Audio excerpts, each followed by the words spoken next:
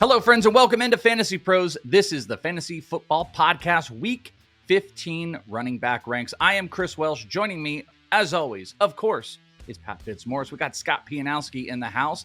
Mr. Scott Pianowski, this is the final rank show of the season with you. You have been along with us more than anybody and any singular guest. One of our favorites across the land. Just, I guess, at the top, want to thank you for joining us all season long. And what a great and important time you're going to be finishing off the season with us for the first week of the fantasy football playoffs. Yeah, thanks so much for having me. This has been one of my favorite media hits to do. We were saying before the show started, look, anytime I can talk to smart guys who I enjoy, have some fun, and bounce ideas. This is a sounding board show for me, right? I'm going to make my ranks better. I'm going to compare notes with two guys I like and respect. I mean, it just makes everybody better. It elevates all the boats. So it's been great to be in this chair periodically during the season. And I just want to say thanks so much for having me. Yeah, I mean, it's and I want to echo what you're saying, because though I'm not going to shine in the ranks contest, Fitzy, this will be the best I'm ever going to be in the ranks contest. And it is no doubtedly because of this show and being on with you every single week, our great guests like Scott, and kind of running through it and challenging each other. And that's kind of what we do with it. So Fitzy, thank you so much, as you have been killing the ranks contest and leveling us all up. I don't know about that. I'm hitting a lot of singles. I think I've crept into the top 20 overall, but Scott was mentioning the smart people he's doing the show with, and I'm kind of looking around like, who's he talking about? No. So, yeah, it's been great, Scott. We really do appreciate you coming on with us every week in the odd weeks and, having these discussions. It's always fun to talk to you. And I am a faithful listener to you and Michael Salfino on the Breakfast Table podcast, as you well know. And, I feel like I'm, by having you on this show, like shoehorning my way into those conversations.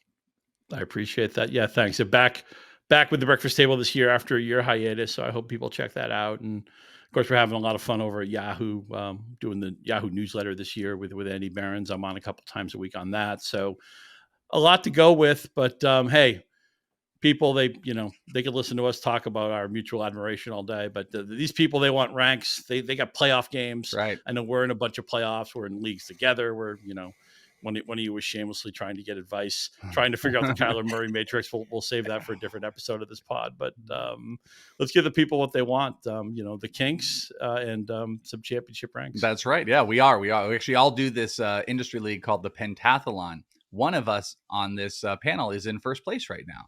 I'm not going to say who or anything like that, but just know that someone is in first place. But you're right. They don't want to hear about our leagues. They want to hear about the stuff. Speaking of the ranks real quick, let's give a shout out on the ranks contest. Every single week here on Fantasy Pros, we have weekly rank contests across the industry. 160, 170 to 200 people ranking every single week from all across the land. And each week we get a top 10. We get everybody ranked out here. Coming in at number 1 this week is shout out to Kevin English from Draft Sharks with the number 1 most accurate rank across the board. Number 2, Jeff Ratcliffe and Joe Beltner from the Footballers coming in 2 and 3. So that's your top 3: Kevin English, Jeff Ratcliffe, and Joe Beltner as your big old top 3 crazy good rankers, with a shout out to our bro D-Bro, Derek Brown, who I've been texting with. I've been maddenly texting with this week because he was just so upset with Joe, a piece of PF, for making the worst bet of all time with me, going against me. Erickson going against me with Kyle Pitts. And me and D-Bro have just been back and forth together, ladder betting. And he finished 14th in the rank this past week. So one of the hardest working men in fantasy football, D-Bro, with the primer every single week, 14th on this rank contest. And Fitzy, just real quick, are you number 1 here at Fantasy Pros as far as rank goes, or is it D-Bro? No, it's Mike Mayer. Mike Mayer is, I believe he's number 11 overall, just outside the top 10. Please fix that. We cannot let Mayer beat all of us. Scott, if you knew Mayer, you would agree. Yeah, I don't even know him, and I agree. But you mentioned Kyle Pitts. Talk about the easiest player to project in fantasy football. Is he going to have 1 catch this week or 2 catches? I joked on Twitter on Sunday. I said, the public, nobody likes betting unders. And I said, well, have you ever met Kyle Pitts? right? His reception under 2.5 was plus 170 this past week. I don't know why I didn't bet it, because I had a bet with Erickson. It was Juwan Johnson on my side versus his Kyle Pitts. And I was like, come on, buddy. We know where we're going. Straight cash, homie. And not to mention Kirk Cousins. I mean, 0 touchdowns, 8 interceptions the last 4 weeks. What would Kirk Cousins have to do to get benched? I know there's no right answer, because they're going to eat a bunch of money if they cut him, and they signed him to this contract, but they also took Michael Penix with the number 8 pick in the draft. This is why no other team spends their quarterback resources the way the Falcons did. Cousins, his fastball right now could not get stopped for speeding in the school zone. I mean, he just looks so terrible. And I for some reason Darnell Mooney has still been productive. I think London's been a little bit of a disappointment, but man, I am ready. I always say, like the Jets early in the season, like, how do I unsubscribe to the Jets? Right now, I'm trying to figure out, how do I unsubscribe from Kirk Cousins? And I can't unsubscribe this week. They're on a Monday night football game and thankfully there's another Monday night game. So I guess I always look to the left rather than look to the right on Monday night with my 2 screens. But Kirk Cousins looks done, cooked. Call him a cab. He doesn't look like a capable NFL starter anymore. Well, if they lose this week, then maybe it'll be the Penix time. But Kyle Pitts unders are cream. Cash rules everything around me. Cream, get the money. Dollar bill, y'all. Yeah, give them out. You don't give out scratch tickets. Scratch tickets lose most of the time. Give out Kyle Pitts under props. Those things hit. Yeah, nobody will re-gift those things at Christmas time. 2 things are forever: Kyle Pitts disappointment and Wu-Tang. So there you go. All right. Before we get now the Pitts 8 for 177 and 2 has been locked in. So yeah, if you have Kyle Pitts, you need Kyle Pitts, and he goes bananas. You can thank all of us. All right. Well, me. If that is going to disappoint, we will not disappoint, and we will celebrate. And we're going to give something away before we start the RB ranks up here. You guys got a chance right now to not win a Kyle Pitts. We're going to really, really bring a Christmas present. It won't be a Kyle Pitts autograph helmet. It's going to be a Jackson Smith and Jigba Seahawks autograph helmet you can get for free, courtesy of our friends over at pristineauction.com. All you've got to do is go to fantasypros.com/contest. We got a form there. Fill that bad boy out. Then you got to do a couple things, but those things are going to help you out. Download the My Playbook app, leave a review for the podcast, follow us on X, Instagram, and TikTok. All @ are at Fantasy Pros. Now, the more things that you do, the more entries you receive. We'll be announcing a winner right here on the pod. So if you're watching on YouTube, just make sure to subscribe, turn on notifications. You'll be alerted new episodes, and maybe you will be taking home that really, really awesome autographed Jackson Smith in Jigba helmet. I almost got through the whole thing. I might have even said jersey before. So Jackson Smith in Jigba Seahawks autograph helmet. The arsonist had oddly shaped feet. All right, let's talk about the running backs here, and let's get into the big board. We're going to see where you guys have got some of these guys and what the big questions for Week 15 on a very important fantasy playoff run as it starts up here. The big board for our running backs coming in at number 1, Saquon Barkley. Of course, he does have a tougher matchup against Pittsburgh. 2 is Derrick Henry, Bijan, Joe Mixon, and Devon Achane. That's your top 5. Josh Jacobs, Jahmyr Gibbs, Chase Brown, Kyron Williams, Alvin Kamara, James Conner, and Tony Pollard. That is your top 12. That's the chalk. Little questions, not a whole lot of, do I sit any of these guys? You're playing your guys. Except there is a little bit of a discrepancy that you two fine gentlemen have with an RB, with a top RB guy here. Alvin Kamara. I thought Alvin Kamara last week was going to go ballistic. I thought it was going to be somewhere in the vicinity of 35 and 86 touches, and it would just be, he would be throwing the ball to himself. I thought all of that was going to happen. It didn't happen. He comes in at RB 10. Pianowski, you got him at 11. We're going to start with you, Fitz, because you've got him at 15. And I wonder, does this have to do with the matchup, or does this have to do with Kendre Miller, who I think is going to even be more involved? He only had 18 snaps last week, but 10 touches. So over 50% when he's in there, he's touching the ball. 10 touches on those 18 snaps.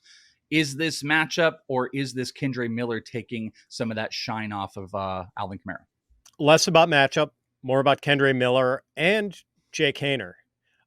When Derek Carr missed 3 games earlier this season from week 6 to week 8, Alvin Kamara averaged 39 rushing yards a game over those 3 weeks and 31 receiving yards. So he got to 70 scrimmage yards a game. Not bad.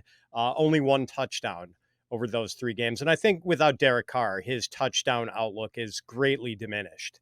here. And I don't think the Saints really have any incentive to load up on work for this recently re-signed 29-year-old running back in a lost season.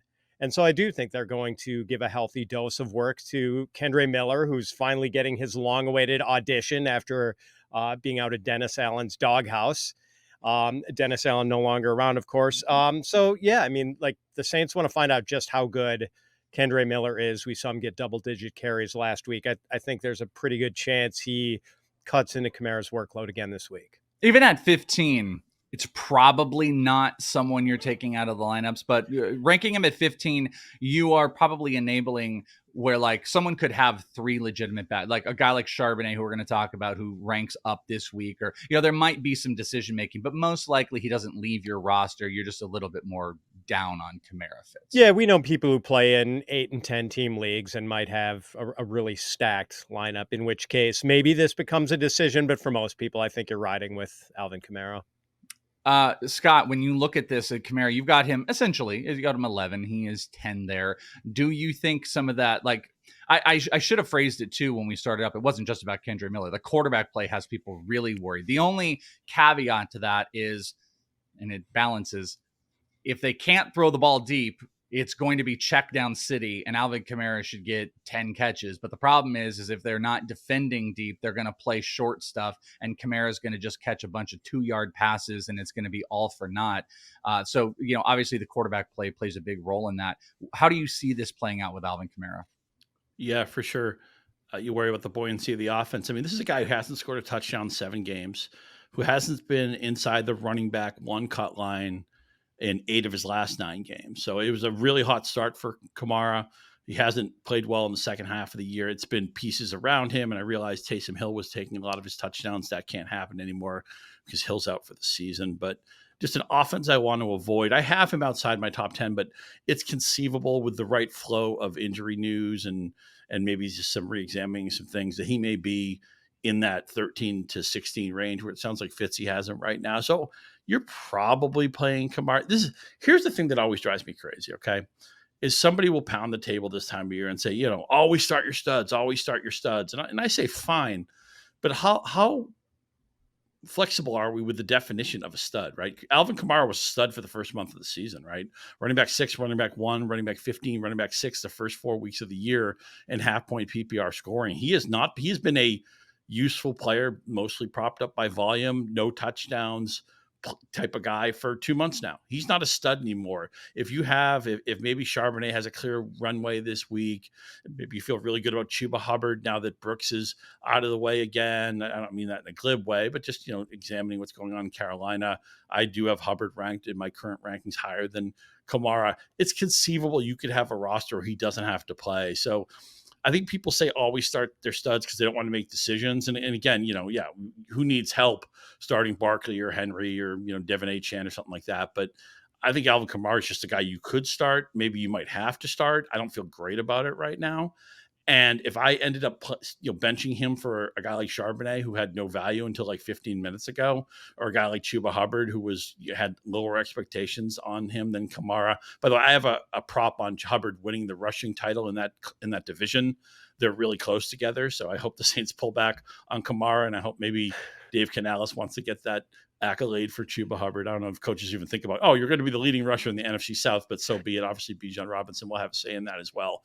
I don't think you have to start Kamara. I think there'd be a lot of teams with league setups, roster setups where he doesn't play for them this week. Interesting. And I with you and hope Chuba goes off this week. I am very team Chuba Hubbard. Did that in the prediction show. It's a good matchup for him.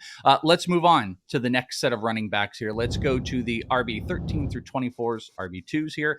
Charbonnet. Zach Charbonnet actually starts us off here with RB 13. Shout out to Fitz last week on the very aggressive Charbonnet ranking. Chuba, as we just mentioned as well, 14. Dave Montgomery, Brian Robinson, Rico Dowdle, James Cook, Jonathan Taylor, Aaron Jones. That's your top 20. Rashad White, Najee Harris, Rhamondre Stevenson, and Tyrone Tracy. What I want to kick with quick, Fitz, is you don't have to go crazy into this, but Charbonnet this week without Ken Walker is what for you? He's 13 for the expert consensus ranks, but for Pat Fitzmaurice is what? Running back 12. I'm pretty much right in line with ECR. And I think I had him running back 10 last week. Maybe it's just the difference of not having 6 teams on bye this week. The matchup at home against Green Bay, the Packers' run defense has been better. Like, we know it has been a sieve for like the last 10 years, but it's actually played pretty well. We saw that against Detroit last week. They didn't get wrecked by the Jahmyr Gibbs, David Montgomery super tandem. Yeah, I mean, like, I think he is a very attractive play again, just because of the amount of work. Like, he has that backfield to himself, basically, and he catches passes. So it's the sort of usage we want to see in a running back. So Charbonnet is a scenario where you would start him over Alvin Kamara. Yes. I'm speaking forfeit, so that would work. Scott, same thing. Charbonnet without Ken Walker in week 15 is ranked what for you? Yeah, right now I have him at 14. I'm not sure if that's high enough. He's had double-digit carries in 3 different games this year, basically when Ken Walker hasn't been available for a partial or full game. Running back 12, running back 6, and of course running back 1 last week, where he basically blew up the slate along with Josh Allen, Jamar Chase, and some other people. And Walker has not looked explosive since September. So even when Walker gets back on the field, Seattle, the surging team since their bye week, looks like they're going to win what was at one point a very jumbled NFC West. You got to play your best players, right? I mean, they've leaned into, you mentioned the JSN helmet that you can win. I mean, he's become their primary receiver.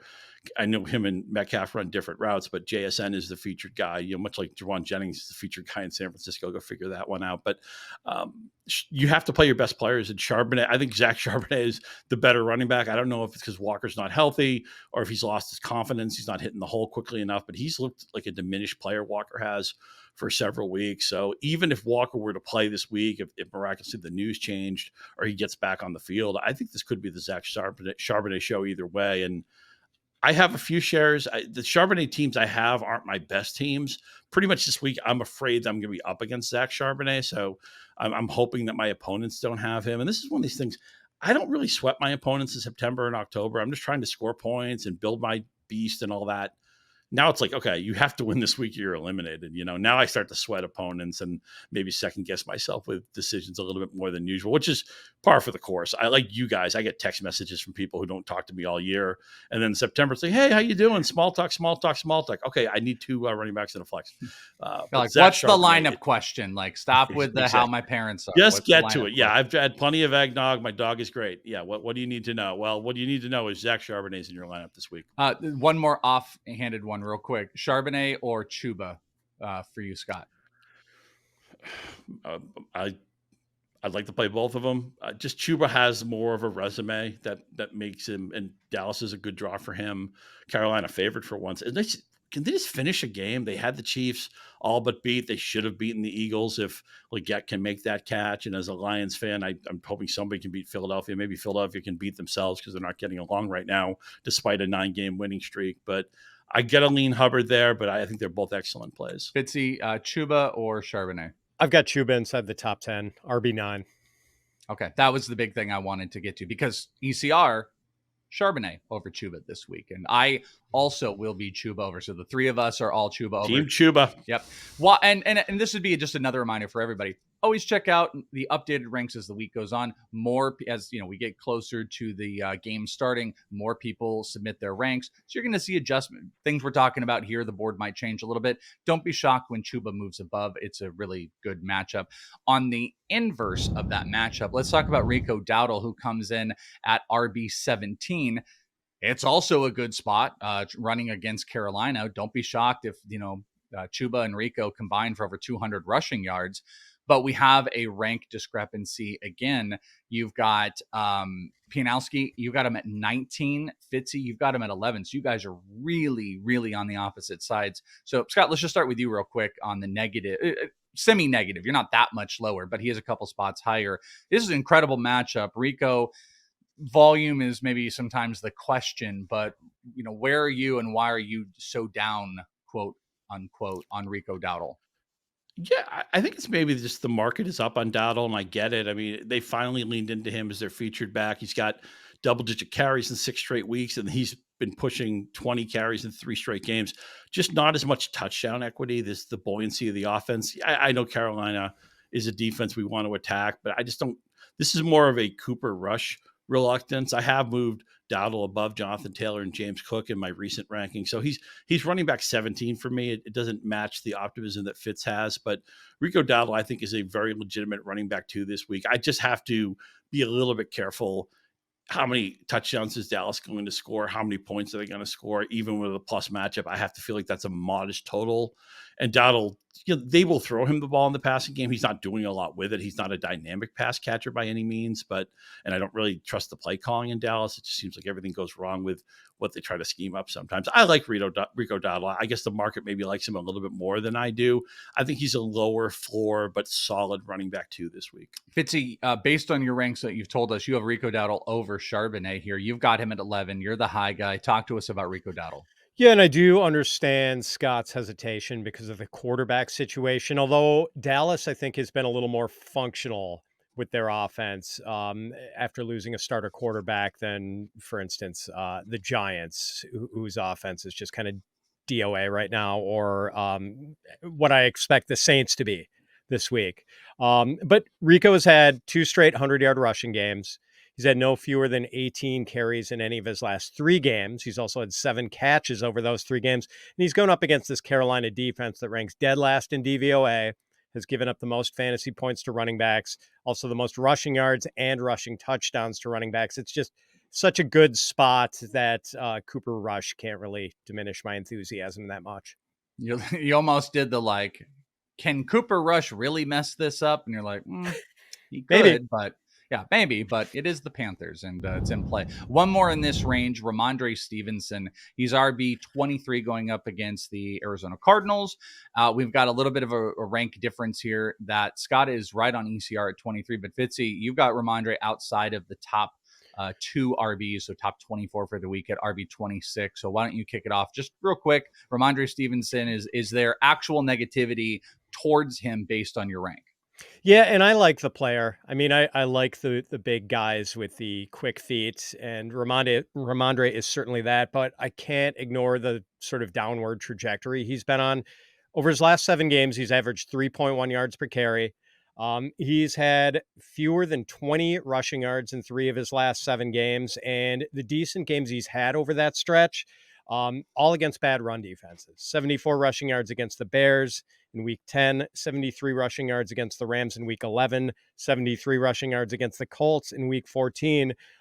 He's gone 4 straight games without a touchdown, and the Cardinals' run defense really isn't that terrible. They're 13th in DVOA against the run, so not a smash matchup, and just a guy who hasn't really shown us much over the last couple of months. Yeah, Scott, when I look at these ranks, these running backs is a better way to put it. I see like a line. And that line sits right about at Rhamondre, where I'm like, yeah. Because, we've seen Antonio Gibson kind of take some of the quality carries away at times. We've seen the volume move away from Rhamondre Stevenson. There just seems to be a very dramatic line when I look at those RB2s, and then you get to Rhamondre and you're like, he is not like the guy above him. Yeah, there is a line of demarcation here, Welsh. I think you make a great point with that. And it's funny, as a Patriots fan, over the moon for Drake May. You can't stand the receiver room. I like Stevenson. Offensive line has been one of the 5 worst in the league. The coaching staff is a group I don't believe in. I have no idea why they promised Jonathan Mayo the job before.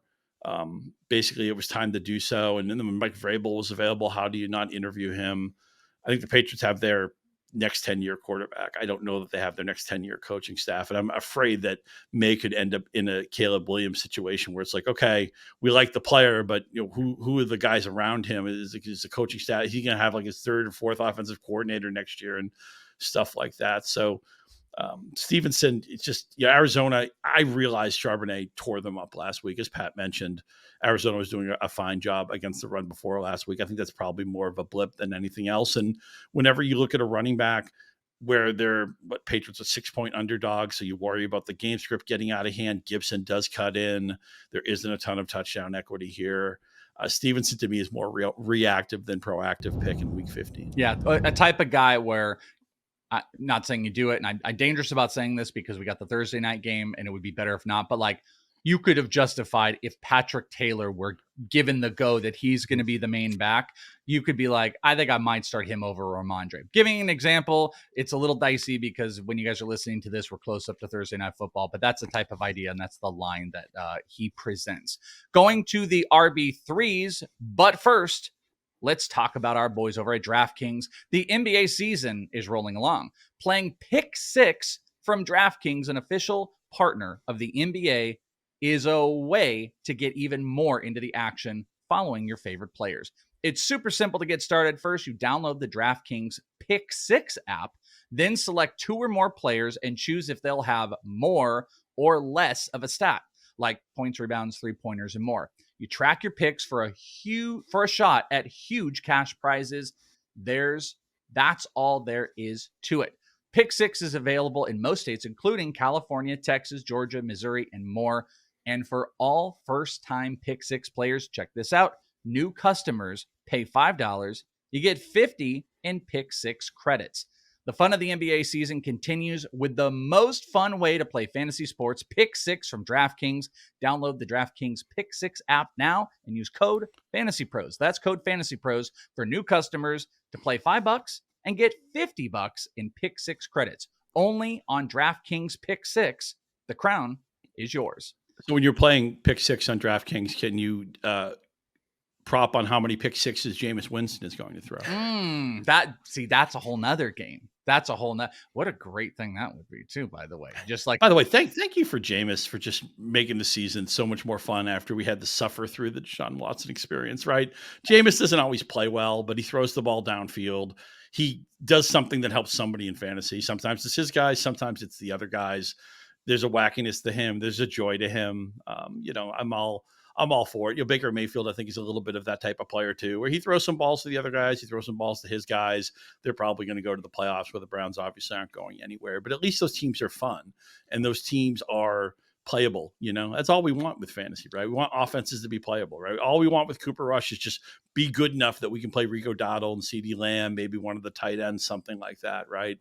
And Jameis Winston is just plugged back in that Cleveland offense, and that Denver-Cleveland game will go down as one of the 5 best fantasy games of the year, I think. And, also a great moment if you're a gambler or anything like that, just all the stuff that happened at the end of this game. So, well, I'll tell you what. I hope my shout to the DraftKings guys, the Pick 6 game, I'm sure is great, but, somehow get some Jameis Winston in there. It'll be even greater. Also, Hard Knocks. We don't need Hard Knocks like division. We just need Hard Knocks Jameis Winston. Just follow him around, and I would watch that reality show. For sure. All right. RBs 25 through 36, kind of the flex play RBs you would start to talk about them as. Coming in at 25 is Isaiah Pacheco going up against Cleveland, who we just talked about. DeAndre Swift at 26, Braylon Allen, Sincere McCormick, Travis Etienne, Jalen Warren. That's your top 30. Tank Bigsby, Gus Edwards, Nick Chubb, Isaiah Davis, Javonte Williams, and Justice Hill at 36. Remember that line I talked about? Boy, those lines in the sand get deeper and deeper at running back when you keep going through here. Let's talk about my UTSA boy, Sincere McCormick. I love it. I've been mentioning him just because I bet on him so much playing at UTSA. Like, he's one of those college guys that's imprinted in my brain. And I know, Fitzy, you're the dynasty guy here, so you got to just have some love for Sincere. And he is getting volume. I believe Zamir White was just put on the IR. They're never going to play Madison again. And it doesn't matter about Abdullah because Sincere gets the volume. And I think people are following through now. 28 this week, a decent spot. Atlanta, a decent matchup. ECR, 28. Both of you guys at 29. You're kind of in lockstep. Fitzy, why don't you kick it off with Sincere McCormick and your trust of putting him in a flex spot this week? Yeah, I mean, I have trust to put him in a flex spot, and I'll probably move him up a couple of spots if Alexander Madison is officially ruled out. I haven't seen whether he has been yet. I think there's still maybe a possibility that he comes back, but I kind of doubt it.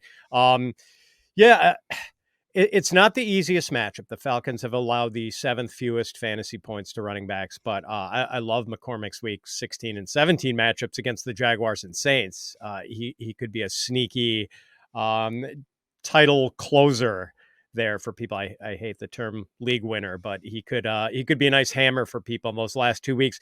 I am never again going to be skeptical of small, somewhat slow running backs without substantial draft capital, because I got burned on Kyron Williams and Bucky Irvin, and like fading those guys when they ran bad 40 times. And, those guys were drafted late. McCormick wasn't drafted at all, but he's a smaller guy who ran a 4.6. And he looks good, though. I mean, like, that's what matters. Looks like he could be a quality runner for a team that really hadn't given us any running back value all year. And all of a sudden we're starting to get a little bit of running back value from Sincere McCormick. So, I don't want to go all in on him, but is he flex worthy in week 15? Absolutely. Yeah, I mean, you're going to start having decisions like, I'm just going to throw this out to you. Here's the problem. It's like you get into like those late wide receiver threes. Wide receiver 36 this week is DeAndre Hopkins. We'll talk about that in the wide receiver show versus RB 28. Not quite built the same, but if you're starting 3 wide receivers, 2 running backs, and a flex, then you might be making tougher decisions of wide receivers that are much further down that Sincere McCormick can get in. Scott, your take on Sincere McCormick, because the one thing it seems that we have when he's out there is we do have volume. We just maybe don't know the quality of what that volume is going to be. Yeah, for sure we have volume. I'm really impressed by that 62.5% success rate running the ball per Pro Football Reference. I know there's different ways to measure that, but I feel like he gets what's blocked, right? I mean, he hits the hole, he makes a positive run. And I've always been more of, don't take this as a direct comp, but I've always been more of like the Terrell Davis, Emmitt Smith, 3, 5, 7, 11, maybe break a long one, as opposed to like the boom or bust type of runner that Barry Sanders was.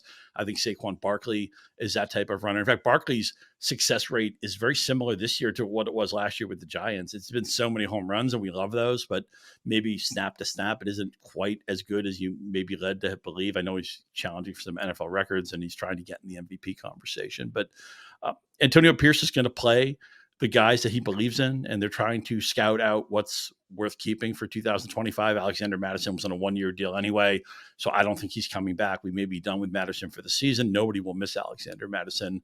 And the Raiders are a little bit more of a competitive lot now that they have a healthy Max Crosby on the other side of the football. I think this game will stay close. I don't McCormick isn't anything special as a receiver, but I feel like he already has 15 carries in his back pocket. And if history tells us anything, about 2/3 of those will be successful runs. Another running back that has theoretical volume, but maybe that's going to be in question this week, is Gus Edwards. Gus Edwards doesn't really do anything special at any time. You can almost lock him for 10 carries and 32 yards every single week. It's going to be like 3 to 3.2 yards per carry, but it's the touchdown equity that makes him kind of a force, at least if they get there, of course. He comes in at RB 32. Both of you guys have him quite a bit lower. You've got him outside the top 36 running backs. And I think there's also a school of thought that Kamani Vidal could get more involved. He's a much better pass game option. And, just frankly, you're starting to give him more touches in that J.K. Dobbins role. So Gus Edwards doesn't have to have, 12 more carries for 2.8 yards per. Pianowski, let's start with you on Gus Edwards. He's not as exciting, but he's still being ranked as a top 36 here, but not for you. Yeah, you're welcome to start Gus Edwards against me. I mean, he needs a touchdown. I'd say to pay off, but he's somebody who could score a touchdown and even miss his projection. He's only caught 3 passes all season. He hasn't made it to 60 rushing yards in any game this season, and that's with Dobbins missing time. I think back to that great Kenny Mayne bit where he did a segment once about Jerome Bettis at the end of his career, where Bettis would get on the bus and drive the bus forward about 2 feet and then get out. And that was what Jerome Bettis was doing at the end of his career, just scoring the 1-yard touchdowns, right? Doing what Jalen Hurts does in Philadelphia, what Saquon Barkley never does. That's what you need. I mean, Edwards is almost like a tight end at this point, right? He's touchdown or bust. He needs that deodorant. And even with the touchdown deodorant, I think the smell is still a little bit foul. I don't think there's any ceiling here. I don't think there's any floor here. And if you don't get that touchdown, you're getting like 3.2 points. You mentioned 10 for 32. That sounds like a good place to start your projection. I welcome everybody to play Gus Edwards against me. And Tampa Bay will be, they're not a pushover by any means, especially against the run. They have some decent beef in their front seven. So I think it's going to be a frustrating game for Edwards, and only a touchdown will save him. Fitzy, Erickson on the prediction show had a prediction on Vidal. So if you guys want to go and watch that, make sure you do that on the YouTube, the Week 15 prediction show. I think essentially saying that Vidal would be more valuable than Gus Edwards, insinuating, as I was trying to say, that Vidal would be a better start than Gus Edwards this week. Do you think that's the case, or everything is a huge fade for the Chargers? No, I agree. Kamani Vidal had more snaps. He played more snaps than Gus Edwards last week, 6 more snaps. He's got considerably more juice. Scott framed it well. Like, you need him to get into the end zone or you're going to get a very disappointing result from Gus Edwards, because he's averaging 3.5 yards per carry. He doesn't catch passes, and his longest run this year has gone for 12 yards.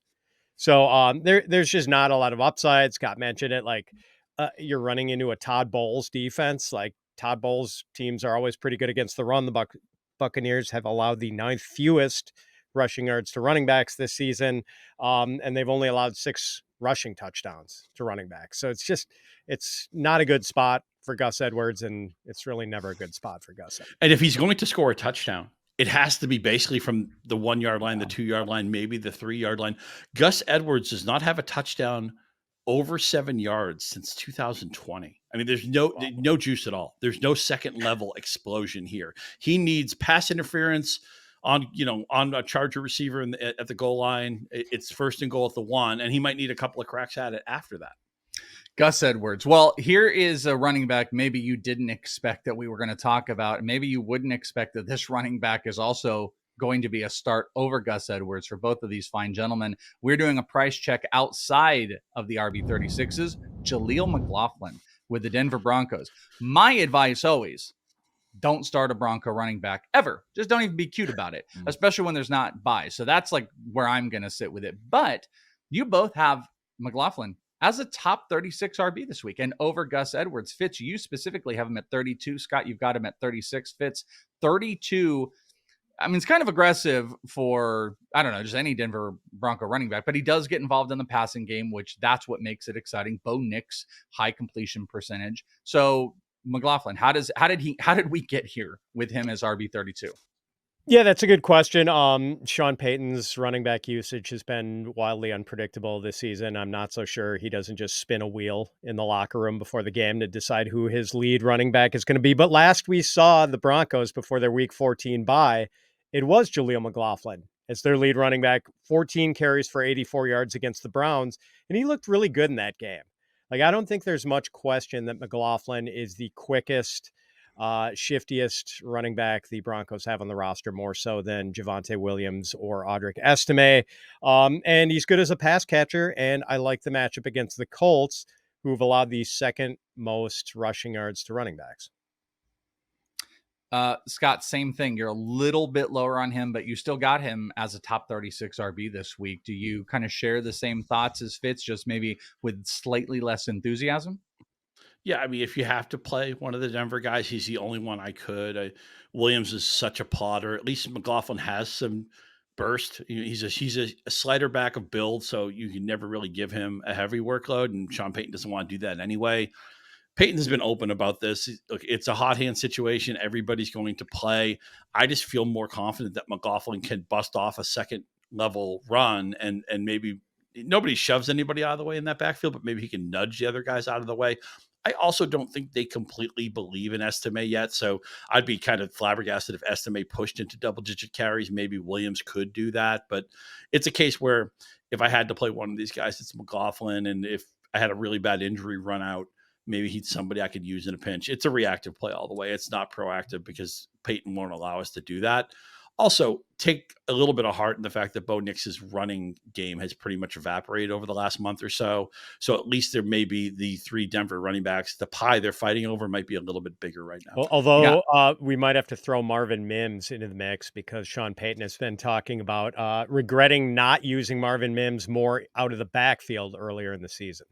Well, and the key here, too, with this entire thing, it's coming off of a bye, so anything is possible. Anything could happen. Audric Estime could get 20 carries. It could go back to Javonte. Marvin Mims could start. We just don't quite know if they're going to make some big altered offensive change in the backfield. This would be the theoretical week. So that's my only other slight hesitation is just we kind of don't know what we're in for coming off of the bye where a change would happen.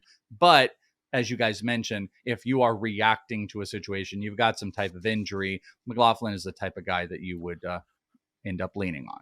You mentioned Marvin Mims, by the way, maybe get some backfield carries Fitz. So Marvin Mims is number 19. Maybe they want him to emulate the player that Deebo Samuel used to be. And I'm convinced if Deebo Samuel would just go back to wearing 19, he'd be more productive. I don't know why he switched to 1. He doesn't look right. I got used to him as a 19. I'm not really a big fan of the receivers wearing 1 anyway. I know obviously it looks really good on Jamar Chase these days. There's some other guys, but I have no problem with the Michigan receivers wearing 1. But yeah, Deebo Samuel, go back to 19. We need you. We miss you. Please, yeah, represent your yards per carry on your jersey. Not 1, but 19. Do whatever we can, please. You guys, 19. Yeah, you guys might have more running back questions that are sitting out there for this week because obviously it's playoffs. It's important. So don't forget, we got our weekly Start and Sit live stream right here on YouTube where you guys can come and ask your specific Start and Sit questions every Thursday. 3 p.m. Eastern, still going on in the playoffs. So for those listening on the podcast, youtube.com/FantasyPros, subscribe, click the bell, get in the live streams, get all of your questions answered. We're talking about all the guys. For Pat Fitzmaurice and Scott Pianowski, I'm Chris Welsh. Those are your running back ranks for week 15. Thank you guys so much for hanging out with us. We'll talk to you next time right here on Fantasy Pros.